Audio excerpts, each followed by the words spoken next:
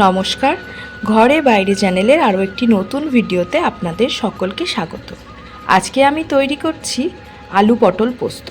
আমি এখানে একটা সিক্রেট মশলা দিই, সেটা কি সেটা চলুন রান্নাতে দেখবেন। গরমে পোস্ত খাওয়া ভীষণই ভালো। ঝিঙে পোস্ত, আলু পোস্ত, পটল পোস্ত সবাই খায়।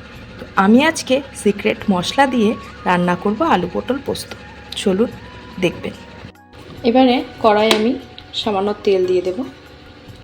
আলু পটল পোস্ত করার জন্য আমি সবার প্রথমে কড়াইয়ে সর্ষের তেলটা গরম করে নিয়েছি।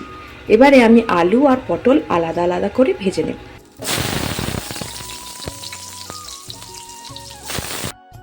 আলু আমার ভাজা হয়ে গিয়েছে, এবারে আমি পটলগুলো ভেজে নেব।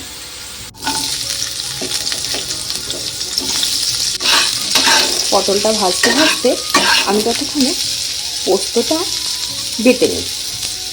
পোস্তটা আমার বাটা হয়ে গিয়েছে। পোস্তটা বাটতে বাটতে এদিকে আমার পটলগুলো ভাজা হয়ে গেছে। এবারে পটলগুলো আমি তুলে নেব। দিয়ে দেবো দুটো কাঁচা লঙ্কা আর দেবো সামান্য একটু চিনি। তারপর দিয়ে দেব একটা ছোট্ট সাইজের পেঁয়াজ। পেঁয়াজটাকে আমি ভালো করে ভেজে নেব।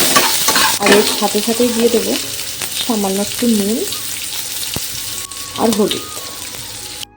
পেঁয়াজটা আমার ভাজা হয়ে গেছে। এবার আমি দিয়ে দেবো একটা কেটে রাখা টমেটো। এবার আমি বেটে রাখা পোস্তটা দিয়ে দেবো। আর সাথে সেই সিক্রেট মশলা কাঁচা বাদাম আর শুকনো লঙ্কা। শুকনো লঙ্কাটা আগে তেলে ভেজে নেবেন আর বাদামটা কাঁচাই দেবেন। এই যে সামান্য একটু পোস্তর গায়ে লেগে থাকা জলটাও দিয়ে দিলাম। এবার আমি এই যে ভেজে রাখা পটল আর আলু দুটোই দিয়ে দেবো। এবার আমি জল দিয়ে দেবো সেদ্ধ হওয়ার মতো পরিমাণ মতো। বেশি দেবো না, কারণ আমি একটু গায়ে মাখা রাখবো। আর পোস্ত সবসময় একটু গা মাখা খুব ভালো লাগে। দেখতেই পাচ্ছেন তরকারিটা এখন ফুটছে। এবার ঢাকনাটা সরিয়ে দেখবো আলু পটলটা সেদ্ধ হলো কি না। সেদ্ধ তো হয়ে গিয়েছে, এই যে আলুও সেদ্ধ হয়ে গেছে, পটলও। এবার একটু জলটা শুকিয়ে যায়।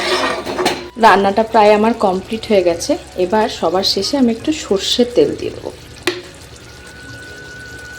1 চামচ মতো দিয়ে দিলাম। রান্নাটা আমার কমপ্লিট হয়ে গেল। এরকম করে একদিন আপনারাও ট্রাই করে দেখবেন, আর ট্রাই করে দেখে কেমন হয়েছে সেটা আমাকে অবশ্যই জানাবেন। খাবারটা নিয়ে চলে এসেছি, এবার খেয়ে দেখি যে কেমন হয়েছে। তাহলে এটাই ছিল আজকের ভিডিও। আপনাদের ভিডিওটা কেমন লাগলো সেটা কমেন্টে জানাবেন। আর যদি ভিডিওটা ভালো লেগে থাকে একটা লাইক করে দেবেন, শেয়ার সাবস্ক্রাইব করতে ভুলবেন না। নমস্কার, দেখা হচ্ছে পরের একটি নতুন ব্লগে।